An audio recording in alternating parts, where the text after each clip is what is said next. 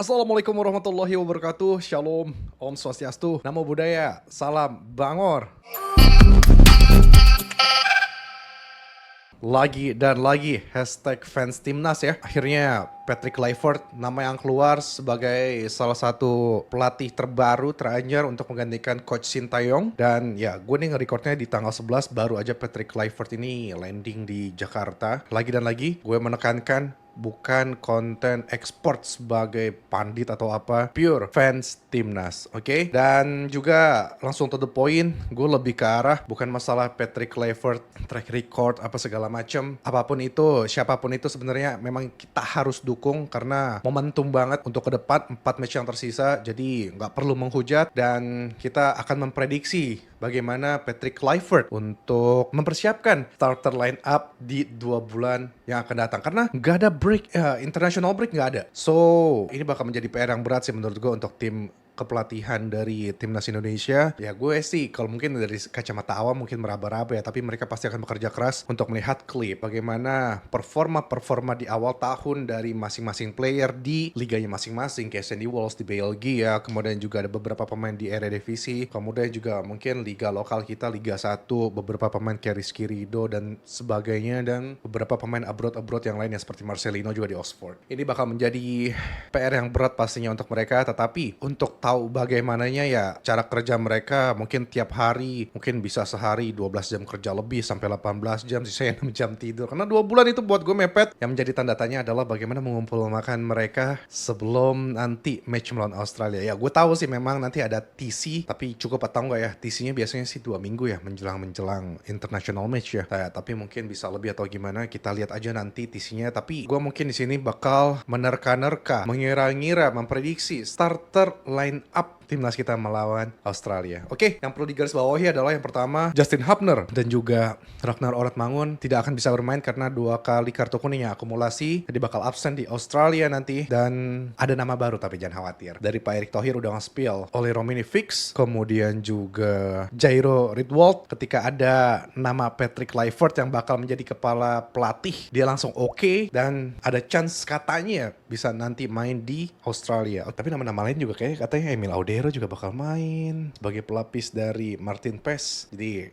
ya ini kita ngira-ngira dulu ya. Oke, pertama-tama kita bakal merangkai dulu untuk prediksi 3-4-3. Jadi dari kiper tidak lain dan tidak bukan pasti Martin Paes. Kemudian 3 center back, Jay Itzes pasti tengah. Kanan atau kiri, kanan mungkin Marcel Hurst, kiri Rizky Ridho, atau sebaliknya karena Justin Hubner nggak bisa main tuh. Dan gue lebih pede juga sebenarnya kalau Rizky Ridho yang main karena dari segi emosi lebih terkontrol. Oke, itu 3 center back yang menurut gue pasti bakal menjadi pilar utama kita, line up kita. Kemudian 4 di tengah, kiri tidak lain dan tidak bukan, belum ada lawan sejauh ini Calvin Verdong. Gue tetap optimis dia yang bakal dipasang tetap. Dan sebelah kanan 50-50, Sandy Walsh oke, Kevin Dix oke, tapi dari segi keyakinan kayaknya Kevin Dix bisa dikatakan lebih matang dan experience-nya juga ada di liga utama. Gue gak tau ya, Sandy Walsh itu liga utama bukannya di Belgia ya. Dan siapapun itu kanan menurut gue oke-oke aja karena dari segi passing Sandy Walsh pun juga oke, Kevin Dix juga oke. Mengerikan banget kalau lihat Kevin Dix main kemarin di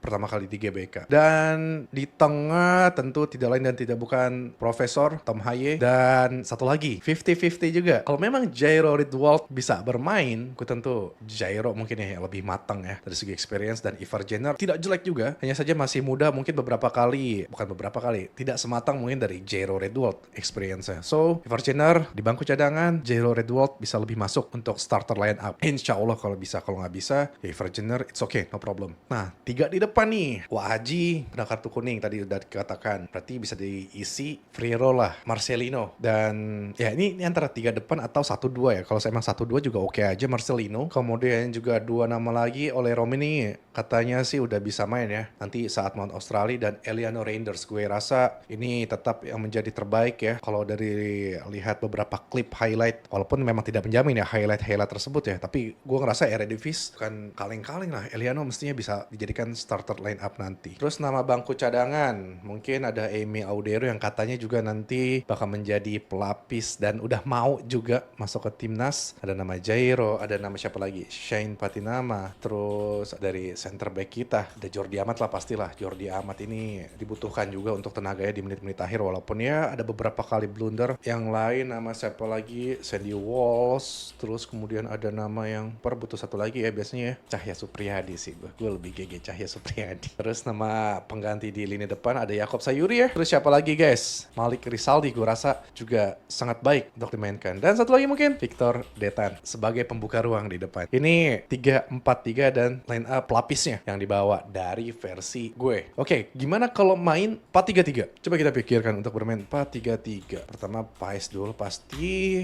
kemudian sebelah kiri dan tidak lain tidak bukan Verdong, kemudian tadi juga Kevin Dix, terus mungkin Jay Itzes pasti main. Messilhurst atau Rizky Ridho? Gua tetap Rizky Ridho. Lebih matang aja gitu. Gua ngerasa ini orang keren Rizky Ridho. Naik level banget. Nah, 3 di tengah. Gua tetap Jairo Redwold. Mungkin DMF-nya bisa dimainkan Messilhurst. Gua nggak tahu Messilhurst bisa atau tidak, tapi bisa jadi opsi juga. Terus Ivar Jenner dan juga Tom Haye. 3 depan, tidak lain dan tidak bukan Marcelino. Kemudian juga ada nama Ole Romeni dan Eliano Reinders.